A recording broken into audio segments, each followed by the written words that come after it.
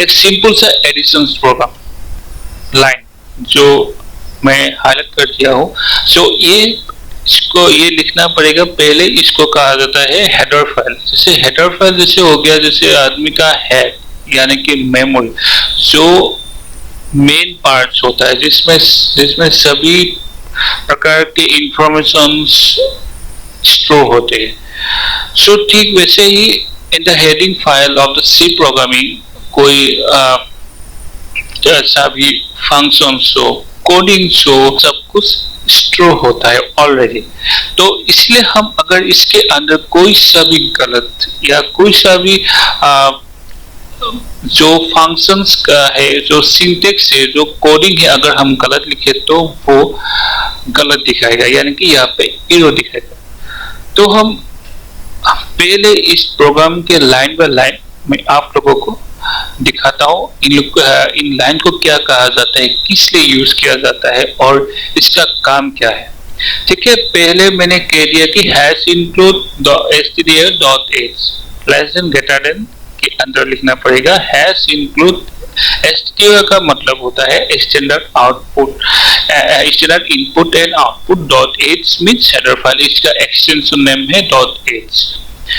हाँ, उसके बाद आ गया इंट मेन। इंट मेन का मतलब होता है कि जैसे इधर रिटर्निंग जो प्रोग्रामिंग है, तो वो प्रोग्रामिंग सब कुछ काम होने के बाद वो फिर से एक वो जीरो वैल्यू में आ जाएगा। तो इसलिए हम ये रिटर्निंग टाइप इंट मेन हम लिखते हैं और लास्ट में रिटर्निंग जीरो लिखते हैं।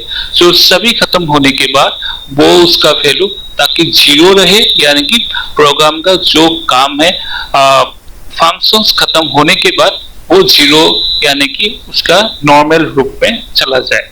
तो इसलिए हम रिटर्न जीरो लिखते हैं लास्ट में और पहले इंट मेन लिखते हैं। ये हो गया रिटर्न टाइप। सो यहाँ पे वॉइड मेन भी लिख सकते हैं, लेकिन यहाँ पे डेव C++ प्रोग्रामिंग सॉफ्टवेयर जो होते हैं वहां पे वॉइड मेन यूज नहीं किया जाएगा क्योंकि यहाँ पे एरर दिखाते हैं। लेकिन टर्बो C++ में अगर हम करेंगे तो वहां पे वॉइड मेन लिखने से भी काम हो जाएगा, वहां पे रिटर्न जीरो लिखने की कोई जरूरत नहीं है। तो वहां पे इंट अगर हम वॉइड के अलावा इंट मेन और लास्ट में रिटर्न जीरो भी लिखते हैं तो वो भी काम हो जाएगा। तो उसके बाद आ गया स्टार्टिंग ब्रैकेट, इसको कहते हैं स्टार्टिंग ब्रैकेट, और लास्ट में ठीक उसका उल्टा इसको कहते हैं क्लोजिंग ब्रैकेट। सो ये जो मैं हाईलाइट कर दिया हूँ इसको कहते हैं डिक्लेरेशन पार्ट। जैसे कि यहाँ पे दिखाया गया है कि इंट एक है तथा टाइप। इंट का नाम है फुल फॉर्म इंटीजर्स। इंटीजर्स का मतलब होता है कोई सा भी नंबर, जीरो से लेकर 1000 लाख मिलियन बिलियन, लेकिन वहां पे कोई डेसिमल पॉइंट नहीं होना चाहिए। तो without decimal point is called the integers number and which is a decimal number is called the float, and the other data type is called a character. Character means like words, alphabet, all the things. So इसको इस part को कहा जाएगा declaration part. In this part is called the declaration part and this ABC is called the variables. इसको variables कहा जाएगा ABC को, क्योंकि यहाँ पे हम स्टोर करेंगे कोई सा भी नंबर। सो वेरिएबल्स किस लिए कहा जाता है? क्योंकि इसलिए कहा जाता है कि जैसे हम एक बैग लेते हैं तो बैग में हम कई तरह की चीजें ले सकते हैं, जैसे किताब वगैरह भी ले सकते हैं, कपड़ा वगैरह भी ले सकते हैं, कोई सा भी ले सकते हैं। ठीक, यानी कि वेरिएबल्स या जैसे बैग अगर खाली हो तभी हम कोई किताब या कपड़ा ले सकते हैं। ठीक वैसे ही ABC हम डिक्लेयर कर लिया है कि यहाँ पे ABC एक वेरिएबल है जिसमें हम नंबर को स्टोर करेंगे। तो जब हम डिक्लेयर करेंगे तो होगा ब्लैंक, यानी कि जब हम वेरिएबल्स डिक्लेयर करते हैं तो उसका वैल्यू हमेशा जीरो यानी कि ब्लैंक ही रहता है। ठीक है, उसके बाद आ गया नेक्स्ट लाइन प्रिंटफ। प्रिंटफ का फंक्शन होता है कि उसके ब्रैकेट और कॉमा के अंदर जो लिखा होता है उसको डिस्प्ले करना। जैसे मैंने यहाँ पे लिखा है एंटर द नंबर्स, इसके अलावा हम लिखेंगे अगर लिखेंगे एंटर द डिजिट्स, तो यहाँ पे कुछ गलत नहीं होगा, क्योंकि इसके अंदर जो लिखा गया है उसको ही डिस्प्ले करेगा। ठीक है, प्रिंटफ का काम होता है सिर्फ डिस्प्ले यानी कि आउटपुट। सो नेक्स्ट है स्कैनफ। सो स्कैनफ का काम है इनपुट्स लेना, जो हम कीबोर्ड से एंटर करके कंप्यूटर में एंटर करेंगे तो वो इनपुट्स लेगा उसके मेमोरी में सेव करने के लिए। सो इसका लिखने का तरीका ऐसा है कि %d कॉमा कॉमा सेमीकोलन, इसको कहा जाएगा एन के जो एन के तरीके से लिखा गया कि वो n% कहा जाएगा, उसके साथ n% a n% b, उसको इस तरीके से कहा जाएगा। तो %d इसलिए हम लिखते हैं क्योंकि इंट का जो सिंबॉलिक साइन है %d in the C programming, so इसलिए हम %d लिखेंगे ताकि इसे स्कैनफ में डिक्लेरेशन जो दिया गया है कि हम अब विदाउट डेसिमल नंबर एंटर करेंगे, यानी कि इंटीजर्स नंबर एंटर करेंगे, ना कि फ्लोट पॉइंट नंबर्स। ठीक है, स्कैनफ के द्वारा हम एंटर कर लिया कोई सा भी नंबर। उसके बाद आ गया लॉजिकल पॉइंट्स, लॉजिकल लाइन्स। तो C equal to A plus B, इसका मतलब है C का अगर हम A का वैल्यू और C का वैल्यू अगर हम ले 2 और 3, अगर हम ले A का वैल्यू 2 ले लिया, B का वैल्यू 3 ले लिया, तो उसके बीच है operator plus. So plus minus divisions multiplications is called the operators, is called mathematical operators, means operators इसलिए कहा जाएगा कि हम अब क्या करेंगे, उस दो डिजिट्स का प्लस करेंगे या माइनस करेंगे या डिवाइड करेंगे।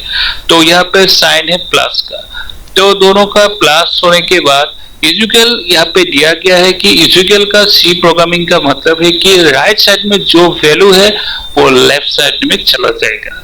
a प्लस b दोनों का एडिशन हो गया 5, तो c में एंटर हो गया, तो c का वैल्यू हो गया 5। मैंने ऑलरेडी कहा था कि प्रिंटफ का मतलब है उसको उसके अंदर जो है डिस्प्ले करना।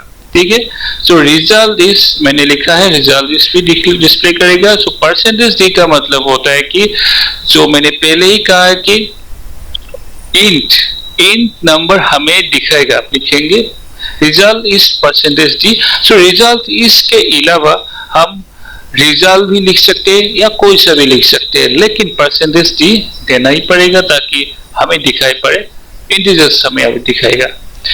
तो उसके बाद C लिखा हुआ है, C इसलिए लिखा गया है, कॉमा देने के बाद C इसलिए लिखा गया है कि ताकि C के अंदर जो वैल्यू है वो हमें दिखाई पड़े। सो सभी लाइन खत्म होने के बाद सेमीकोलन देना पड़ेगा। जैसे हम इंग्लिश लिटरेचर में, हम इंग्लिश वर्ड में हम लिखते हैं कि फुल स्टॉप, जो सेंटेंस खत्म हो गया उसके बाद हम लिखते हैं फुल स्टॉप। ठीक वैसे ही यहाँ पे जब लाइन खत्म हो गया तो वहां पे हम लिखेंगे सेमीकोलन, ताकि सी को पता चले कि हमारा ये लाइन खत्म हो गया। उसके बाद रिटर्न 0 का जो काम है, तो ऑलरेडी मैंने कह दिया कि रिटर्निंग 0 मीन्स रिटर्न में जो ताकि प्रोग्राम चलने के बाद वो फिर से अपने नॉर्मल स्टेट में आ जाए, या मीन नॉर्मल पोजीशंस में आ जाए, इसीलिए return 0 and closing bracket. So now I want to show you the exact coding result. So पहले विनो बटन में जाइए, एग्जीक्यूट में, उसके बाद कंपाइल एंड रन जो लिखा हुआ है उस पर क्लिक कीजिए। तो थोड़ी देर रुकिए। एंटर नंबर अगर हम पहले 2 लिखे उसके बाद एंटर प्रेस करना पड़ेगा, 3 लिखकर एंटर प्रेस करना पड़ेगा, दोनों का एडिशन आ गया 5। सो यही है एक सिंपल सा सी प्रोग्रामिंग बना लिया। तो इस तरीके से हम कोडिंग के द्वारा सी प्रोग्रामिंग के कोडिंग के द्वारा सी प्रोग्रामिंग में हम कोई सा भी एक सॉफ्टवेयर बना सकते हैं, चाहे वो डाटाबेस का सॉफ्टवेयर हो, चाहे वो कोडिंग कैलकुलेटर जैसा सिंपल सॉफ्टवेयर हो, कोई सा भी हम सॉफ्टवेयर बना सकते हैं। उसको सिलेबस में पहले हम देखेंगे कि overview of C programming and the C programming का स्ट्रक्चर जो हमने बता दिया, वेरिएबल्स जो मैंने बता दिया आप लोगों को, and keywords and identified variables. तो कीवर्ड्स मैंने ऑलरेडी बता दिया कि कीवर्ड्स जैसे इंट हो गया, फॉर हो गया, ये सब कीवर्ड्स है और बहुत सारे कीवर्ड्स है। उसके बाद हो गया डिसीजन मेकिंग, जैसे हो गया इफ स्टेटमेंट, नेस्टेड इफ के अंदर इफ जैसे हो गया nested if, go to statement, while loop, this all decision making statement. And also in the syllabus you will come covered also arrays, declarations, and functions, structures on this. All the syllabus will cover, and this in the C program. So I hope you understand this program. Thank you.